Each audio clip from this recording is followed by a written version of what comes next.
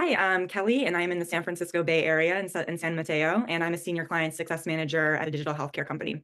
Amazing. And to help also set the stage for folks, would you mind just talking about where you were in your career search before coming into CareerAmp? So kind of what was happening?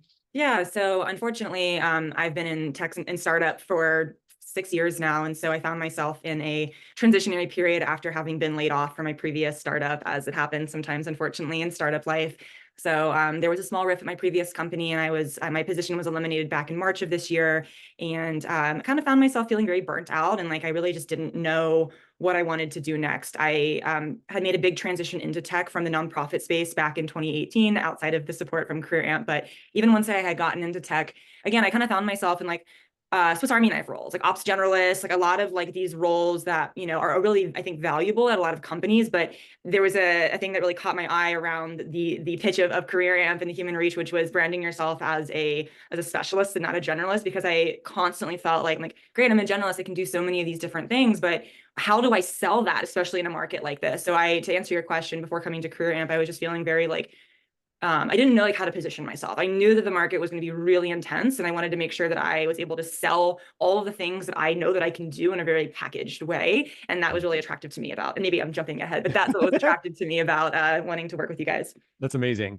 And you're so right. Like specialist versus generalist, sometimes well, net it's a positive that you can do so many things. But when we're Yeah. looking outside in and trying to get into a company, that specialist versus generalist Yeah. positioning is so important. So I'm glad that that resonated with you. As you were, evaluating coaching partners, it sounds like the specialist versus generalist thing was something that resonated with you. But was there anything in particular as you were looking at options that made you choose CareerAmp over others?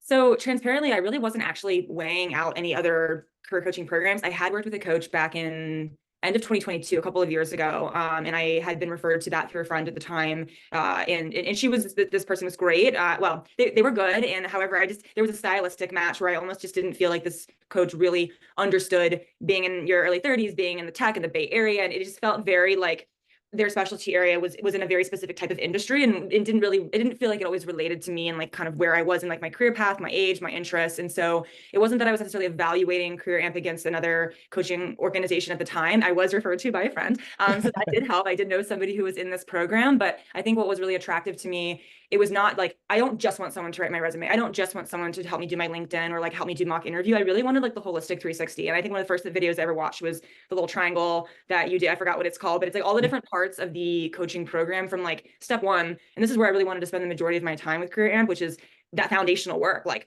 I just landed in all of these roles, and like I really wanted to take a step back and figure out before I even do the work of like becoming a good interviewer, writing a good resume, like how do I even talk about who I am? Hence the point about specialist versus generalist. And then of course that second part, doing all of the asset revamping and the practice, and then finally, the part around using a tool to be able to reach out to people through LinkedIn, like just all of those components. I really liked the holistic approach to like finding the next step in my career. I love it. I love it. Yes, I agree. And the whole ecosystem of looking for a job is so important to get right because they all talk to each other Yeah. and they all feed into each other or feed out of each other. So I'm glad you saw it too. That's amazing. What would you consider your biggest win inside of the program? Would it be your offers or would it be something else? What's powerful for you?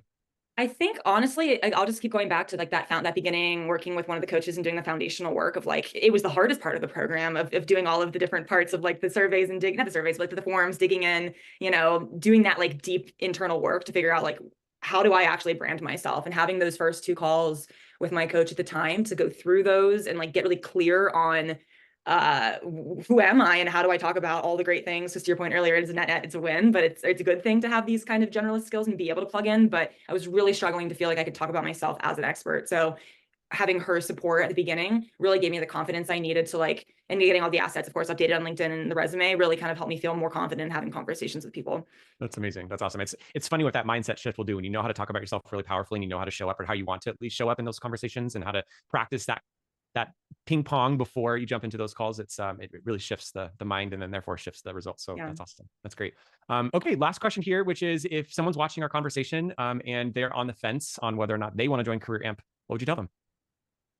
I would just tell them again, if you are looking for a holistic experience, like not just like one part of the journey that is like finding a next job, but like if you really want whether it's one coach or like a group of people that are part of this ecosystem, to your point earlier, to take you through this entire experience, like this is a great program. Again, my experience in the past working with another career coach, it was very much like one part of that triangle. And I think having that holistic approach has just made such an impact on me, and helped me feel more confident. Like I said earlier, confidence was really a big thing that I struggled with, and imposter syndrome and all of those types of things. And so having the confidence to speak about my skills, what I'm good at, the value that I can bring, like, you will absolutely get that. And it will take some work for sure. Like, you're gonna have to put a lot of energy, but it's like what you put into it, you get out of it. I think you even say that in some of your recordings, as part of the program too. Like, you get out of it what you put in, and if you put in the effort, like, you will come out of it feeling like you have the direction and clarity, I would say, to kind of continue on the journey of finding the new next chapter in your career.